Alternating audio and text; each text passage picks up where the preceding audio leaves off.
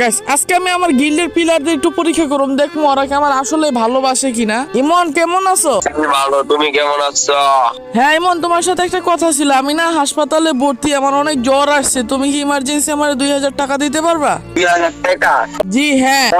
তো ভাই আমি একটা কথা কই তোমার, এখন আমার দোকানের লগে যে বিকাশের দোকান, ওই লোকের গেছে ভর্তি। আচ্ছা থাক শাওন, আমি না অনেক অসুস্থ, আমার 2000 টাকা লাগবে, তুমি দিতে পারবা? আনাস ভাই, আমার কাছে টাকা আছে কিন্তু ওইটা লাগবো আমার। আরে ভাই কে কেমন আমি বুঝতে পারলাম। আচ্ছা মুসা বন্ধু, আমি না হাসপাতালে ভর্তি, তুই আমার ইমার্জেন্সি 2000 টাকা দিতে পারবি? বন্ধু তুই অসুস্থ, আমার কাছে তো টাকা নাই রে।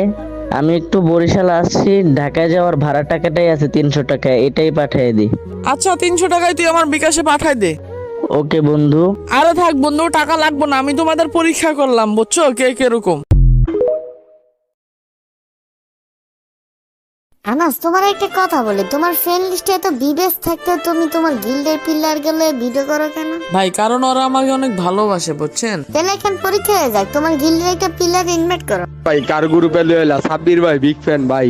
থ্যাংক ইউ ভাইয়া। ভাই ফ্রেন্ড রিকোয়েস্টটা লন ভাইয়া প্লিজ। আমি তোমার ফ্রেন্ড রিকোয়েস্ট নেবো, কিন্তু তুমি আনাস আনফ্রেন্ড মাইরা তোমার গিল্ডে লিভ নাও। সরি ভাইয়া, আমি আনাস ভাইয়ের আনফ্রেন্ড মারতে পারুম না।